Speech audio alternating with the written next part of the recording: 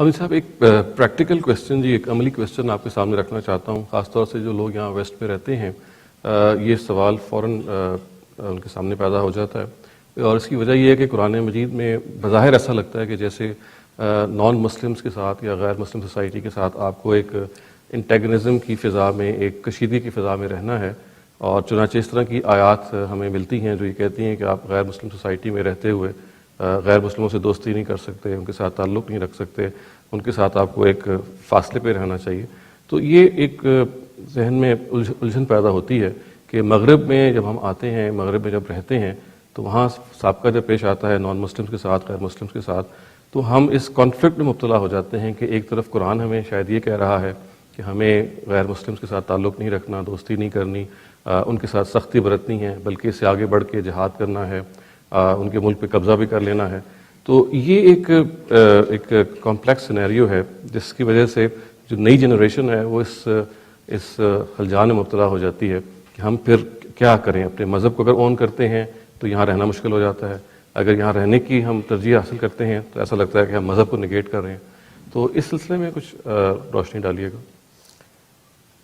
یہ ایک بڑی غلط فہمی ہے جو بدقسمتی سے صرف اس لیے پیدا ہو گئی کہ قرآن مجید کو آیات کا مجموعہ سمجھ لیا گیا ہے۔ یعنی لوگ عام طور پر یہ خیال کرتے ہیں کہ قرآن مجید جیسے اقوال کا مجموعہ ہوتا ہے، اسی طرح منفرد آیات ہیں جن کو ایک جگہ جمع کر دیا گیا ہے۔ ایسا نہیں ہے۔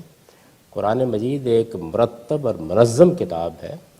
اور اس میں ایک خاص سیاق سباق میں بہت سی باتیں کہی گئی ہیں۔ لوگ درمیان میں سے کسی آیت کو اٹھاتے ہیں، اس کے سیاق سباق اور کانٹیکسٹ کو بالکل نظر انداز کر دیتے ہیں، اور پھر اس سے دین کا کوئی حکم لوگوں کو بتانا شروع کر دیتے ہیں۔ میں نے کئی مرتبہ اس بات کو واضح کیا ہے، اور رات کی نشست میں بھی واضح کیا تھا کہ قرآن مجید کس نوعیت کی کتاب ہے، یہ ہر مسلمان کو قرآن مجید کو پڑھنے سے پہلے سمجھ لینا چاہیے۔ قرآن اس طرح کی کتاب نہیں ہے جس طرح کی کتابوں سے ہم واقف ہیں۔ یعنی مثال کے طور پر اگر مذہب کو بیان کرنا ہے اور اس پر کوئی کتاب لکھی جائے گی تو ہر آدمی یہ توقع کرتا ہے کہ پہلے ایک توحید کا باب ہوگا، پھر اس کے بعد رسالت کا باب ہوگا، پھر کوئی آخرت کا باب ہوگا، اور اس طرح آہستہ آہستہ دین کے احکام بیان کیے جائیں گے۔ قرآن میں ایسا نہیں کیا گیا۔ قرآن مجید ایک پیغمبر کے انذار کی سرگزشت ہے۔ یہ انذار کیا چیز ہوتی ہے؟ یعنی اللہ تعالیٰ جب اپنے کسی رسول کو کسی قوم کی طرف بھیجتا ہے تو اس قوم کے لیے اس دنیا میں عدالت لگ جاتی ہے۔ تمام پیغمبروں کی دعوت اور ان کے پیغام کا بنیادی نقطہ یہ ہے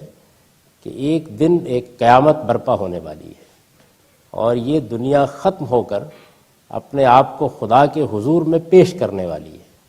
اور وہاں ہر ایک کو حساب سے گزرنا ہے۔ اور دنیا چونکہ امتحان کے لیے بنائی گئی ہے، اس لیے وہاں لوگوں کی تقدیر کا ابدی طور پر ہمیشہ کے لیے فیصلہ ہو جانا ہے۔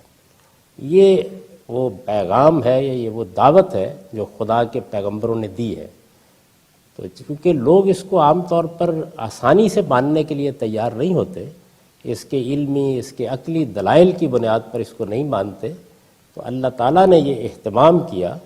کہ اس نے وقتاً فوقتاً اپنے رسولوں کو بھیج کر، جیسے ایک سائنسدان جب ایک دعویٰ کرتا ہے تو لیبارٹری میں پھر آپ کو اس کا تجربہ کر کے دکھا دیتا ہے،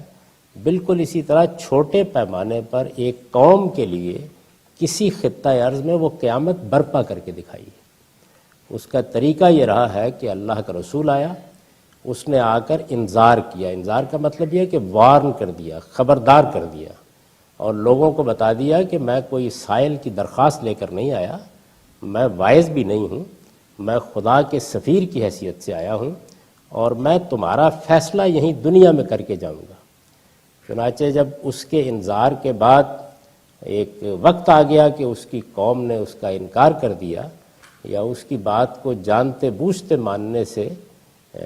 انکار کر کے اس کو جھٹلانے پر آمادہ ہو گئے، تو پھر اللہ تعالیٰ نے پیغمبر سے یہ کہا کہ آپ اپنی قوم سے باہر نکل جائیں۔ اب اس قوم کو یہیں دنیا میں سزا بھی دی جائے گی، اور جو لوگ صحیح راستے پر آ گئے ہیں ان کو جزا بھی دی جائے گی۔ تو بالکل وہی قیامت جو ہم سب کے لیے قرآن کہتا ہے یا پیغمبر کہتے ہیں کہ برپا ہونی ہے، وہ اس قوم کے لیے دنیا میں برپا ہو گئی۔ یہ قیامت آخری مرتبہ محمد الرسول اللہ صلی اللہ علیہ وسلم کی بعثت کے نتیجے میں برپا ہوئی ہے۔ یہ تاریخ کا آخری واقعہ ہے۔ تو قرآن مجید اس پوری قیامت کے برپا ہونے کی سرگزشت ہے، یعنی وہ اس نوعیت کی کتاب نہیں ہے۔ اس میں پیغمبر خدا کی طرف سے گفتگو کر رہا ہے، اس کے سامنے وہ لوگ ہیں جن کے لیے یہ قیامت برپا ہونی ہے۔ ان میں مشرکین ہیں عرب کے، ان میں اہل کتاب ہیں، یہود جن کو آپ کہتے ہیں یا مسیحی کہتے ہیں، ان میں پھر وہ لوگ بھی سامنے آ جاتے ہیں جو پیغمبر کی بات سن کر ماننے کے لیے تیار ہو گئے ہیں، اور وہ بھی کہ جو حقیقی معنی میں نہیں مان رہے بلکہ اپنے مفادات کی بنیاد پر بظاہر ماننے کا اظہار کر رہے ہیں۔ تو ان سب لوگوں کے ساتھ قرآن گفتگو کر رہا ہے، یعنی اس میں بالکل وہی صورت ہے کہ جس میں ایک ڈائلاگ، ایک مکالمہ ہوتا ہے، خدا بات کرتا ہے، لوگ سوال کرتے ہیں، اعتراض کرتے ہیں، خدا جواب دیتا ہے، اس کے دوران میں اپنے بعض احکام بھی بیان کرتا چلا جاتا ہے، اور یہاں تک کہ پھر اسی ترتیب کے ساتھ اس قوم کے فیصلے کا مقام آ جاتا ہے، اور وہ فیصلہ جو قیامت میں ہم سب کو دیکھنا ہے وہ پھر وہ قوم زمین پر دیکھتی ہے۔ اور وہ فیصلہ کیا ہوتا ہے؟ وہ فیصلہ یہ ہوتا ہے کہ منکرین کو اسی دنیا میں سزا دے دی جاتی ہے، اور ماننے والوں کے لیے سرفرازی اور غلبے اور اقتدار کا فیصلہ کر دیا جاتا ہے۔ تو یہ پوری کی پوری قیامت کی روداد ہے۔ جب تک آپ اس کو اس حوالے سے نہیں دیکھیں گے اس وقت تک قرآن مجید سمجھ میں نہیں آئے گا۔ اس میں ایک مرحلہ ایسا آتا ہے کہ جس قوم پر خدا کے پیغمبر کی طرف سے حجت پوری ہو جاتی ہے، یعنی آخری درجے میں حق واضح ہو جاتا ہے، اس سے پھر ماننے والوں کو عذاب سے پہلے تعلقات توڑنے کے لیے کہا جاتا ہے۔ یعنی جب آخری فیصلہ صادر ہوتا ہے تو پھر کہا جاتا ہے کہ اب ان سے سب تعلقات ختم کر کے الگ کر لیجئے۔ یہ بالکل ایسی ہی صورت ہوتی ہے کہ جب نوح علیہ السلام کی قوم کے ساتھ یہ معاملہ ہوا تو ماننے والوں سے کہا گیا کہ اب آپ الگ ہو کر ایک کشتی میں آ جائیں،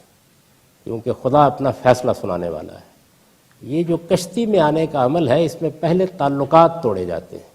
یہ معلوم ہے کہ قرآن نے بیان کیا ہے کہ نوح کا بیٹا جب ان کے سامنے آیا، انہوں نے کہا کہ اس کشتی میں آ جاؤ، تو اللہ تعالیٰ نے فوراً ٹوک دیا اور یہ کہا کہ نہیں، اب اس کے ساتھ آپ کا کوئی تعلق باقی نہیں رہا۔ تو یہ وہ موقع ہے جس میں قرآن کہتا ہے کہ اب ان یہودیوں سے، اب ان مسیحیوں سے، اب ان مشرکین سے تعلقات ختم کر دو، ان سے، یعنی وہ جن کے لیے اب قیامت برپا ہونے والی ہے، جن کے لیے وہ عذاب آنے والا ہے۔ لوگ چونکہ اس ساری بات کو نہیں سمجھتے تو وہ اس آیت کو الگ کرتے ہیں اور اس کو پوری دنیا کے مسیحیوں اور یہودیوں کے بارے میں بیان کرنا شروع کر دیتے ہیں۔ دنیا میں جتنی قومیں بستی ہیں ان سب کے ساتھ ہمارا پہلا تعلق انسانیت کا ہے، وہ سب آدم و حوا کے بیٹے ہیں، اس لحاظ سے ہمارے بھائی ہیں۔ پھر جن جن لوگوں کے ساتھ آپ رہتے ہیں، جیسے امریکہ میں، برطانیہ میں، کہیں اور، وہاں آپ اگر شہریت حاصل کرتے ہیں تو آپ ایک قوم کا حصہ بنتے ہیں، اور قومی احساس اور جذبات میں آپ ایک دوسرے کے ساتھ شریک ہوتے ہیں۔ اور اگر ہمارا کوئی معاملہ ان کے ساتھ مذہب کی بنیاد پر ہے تو وہ صرف یہ ہے کہ ہمارے پاس ایک میسج ہے، ایک پیغام ہے، ہم دلیل کے ساتھ، شائستگی کے ساتھ، تہذیب کے ساتھ وہ پیغام ان کو پہنچائیں گے۔ کسی کے ساتھ نہ کسی دشمنی کا کوئی سوال ہے، نہ کسی کے ساتھ تعلقات ختم کرنے کا سوال ہے۔ قرآن مجید نے مدینے میں اور مکے میں جو رسول اللہ کے مخاطبین ہیں ان کو ایک مرحلے پر جب عذاب کا فیصلہ ہو گیا تو مسلمانوں سے یہ تقاضا کیا ہے کہ اب تعلقات ختم کر کے الگ ہو جائیے، کیونکہ ان پر اب خدا کی سزا نافذ ہونے والی ہے۔ اس کو بہت اچھی طرح سمجھ لینا چاہیے۔ رام صاحب، اسی سے متعلق ایک سوال یہ ہے جی، ہمارے ہاں آج کل جو مسلم سوسائٹی کے اندر بھی اور عالم اسلام ایک بہت بڑا ایشو ہے، وہ دہشت گردی کا یا ٹیررزم کا ہے، اور اس کے نتیجے میں ہمارے ہاں جو مغرب میں نوجوان نسل بڑی ہو رہی ہے، ایون جو ہمارے ایڈلٹس ہیں، ان کو یہ سوالات کا سامنا کرنا پڑتا ہے، اور مسلم ٹیررسٹ یا مسلم دہشت گردی یا مسلم دہشت گرد کا لیبل ان کو فیس کرنا پڑتا ہے۔ تو آپ اس پہ ہمیں ایجوکیٹ کیجئے کہ یہ جو دہشت گردی ہے، یہ جو ٹیررزم ہے، جس کا اس وقت اتنا زیادہ افریط ہے جو عالم اسلام میں پھیلا ہوا ہے، داعش ہے، ISIS ہے، اس سے پہلے القاعدہ ہے، طالبان ہے، یہ سب جو ہیں یہ مل کے بظاہر ایسا لگتا ہے کہ دنیا کا امن بھی تباہ کر رہے ہیں اور مسلمانوں کو ایک دہشت کی فضا میں مبتلا کر رہے ہیں. تو اس کا کیا حل ہے جی؟ اس کا ایک ہی حل ہے، اور وہ یہ ہے کہ قرآن مجید کی تعلیم کو عام کیا جائے اور پورا قرآن اس کے اصل سیاق سباق کے لحاظ سے لوگوں کو پڑھایا جائے. اصل میں ہوا یہ ہے، یہ جو میں نے آپ کے سامنے بات رکھی کہ قرآن ایک پیغمبر کے انذار کی سرگزشت ہے، تو ان لوگوں نے بھی اسی طرح کی آیات کو نکال لیا ہے اس میں سے. یعنی اس مرحلے کی جب قرآن یہ کہہ رہا ہے کہ اب خدا نے فیصلہ صادر کرنا ہے، تعلقات توڑ لو،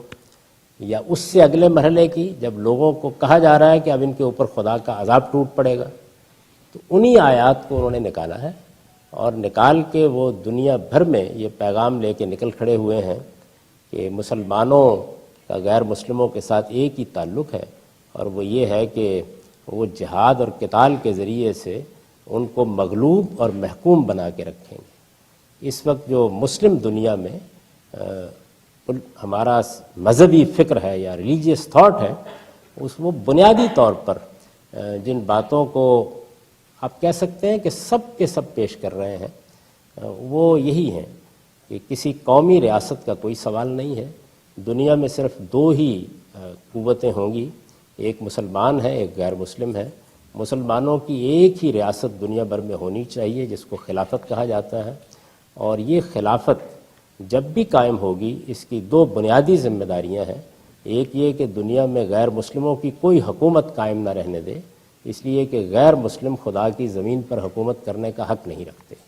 اور جو لوگ اس خلافت کے اندر مسلمان کی حیثیت سے بستے ہوں ان پر خدا کے دین کا ہر حکم جو اس خلافت کے نزدیک حکم ہے وہ بندوق کی طاقت سے نافذ کر دیں. یہ تصور انہوں نے اخذ کیا ہے اور اسی پر یہ ساری دہشت گردی اور یہ سب کچھ پیدا ہو رہا ہے. جب تک اس تصور کو کنفرنٹ نہیں کیا جائے گا اور لوگوں کو یہ بتایا نہیں جائے گا کہ یہ قرآن مجید کی بہت سی آیات کو اس کے کانٹیکسٹ سے، اس کے سیاق سباق سے الگ کر کے نتائج نکالے جا رہے ہیں، اس کو ختم نہیں کیا جا سکتا. چنانچہ ضروری ہے کہ لوگوں کو خدا کی کتاب کے بارے میں ایجوکیٹ کیا جائے. میں جب ایجوکیٹ کرنے کا لفظ کہتا ہوں تو اس کا مطلب یہ نہیں ہوتا کہ اگر لوگ ایک بات کہہ رہے ہیں تو ہم جواب میں دوسری بات کہہ دیں. اس کا مطلب یہ ہے کہ لوگوں کو بتایا جائے کہ اصل بات کیا ہے، لوگوں کو بتایا جائے اصل بات کا آرگومنٹ کیا ہے، پھر ان کو بتایا جائے کہ جو لوگ اختلاف کر رہے ہیں وہ غلطی کہاں سے کھا رہے ہیں اور ان کا آرگومنٹ کیا ہے. اور اس طریقے سے جب وہ ایجوکیٹ ہو جائیں گے تو پھر وہ اس پروپیگنڈے سے متاثر نہیں ہوگے جو بدقسمتی سے اس وقت بہت سے نوجوانوں کو اپنے گھروں سے نکال لیتا ہے، یونیورسٹیوں سے نکال لیتا ہے، اور ان کو یہ خواب دکھایا جاتا ہے کہ چونکہ دنیا میں ہم نے ایک خلافت قائم کرنی ہے اور باقی دنیا پر اپنا غلبہ قائم کرنا ہے تو تم بھی ہمارا ساتھ دو. یہ چیز اس وقت تک ختم نہیں ہو سکتی جب تک کہ ہم تعلیم کا بہت اچھے پیمانے پر بندوبست نہ کریں. اگر میں آپ برا نہ محسوس کریں تو یہ عرض کروں کہ ہم مسلمانوں کے ہاں مذہبی تعلیم نام کی کوئی چیز سرے سے ہے ہی نہیں. یعنی لوگوں کو دین کے معاملے میں ایجوکیٹ ہونا چاہیے. بڑے بڑے دانشور، بہت بڑے بڑے حکماء، ہماری یونیورسٹیوں کے پروفیسر اور اسی طریقے سے صحافی، سائنسدان، سیاستدان، آپ ان سے ملیے تو آپ کو معلوم ہوگا کہ وہ بہت سی چیزوں سے واقف ہیں،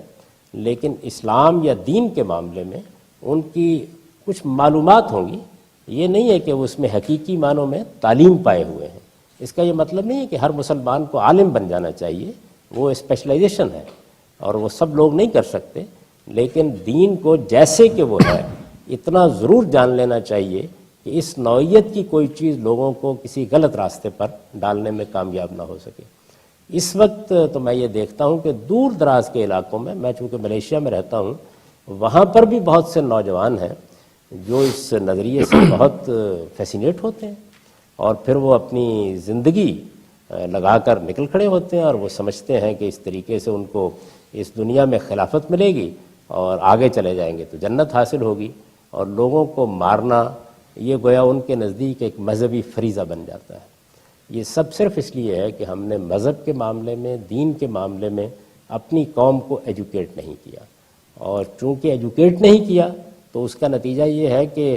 جو مذہبی فکر اس وقت ہمارے مدرسوں میں ہے یا ہماری مذہبی تحریکوں میں ہے اس کی غلطی بھی لوگوں پر واضح نہیں ہو سکتی.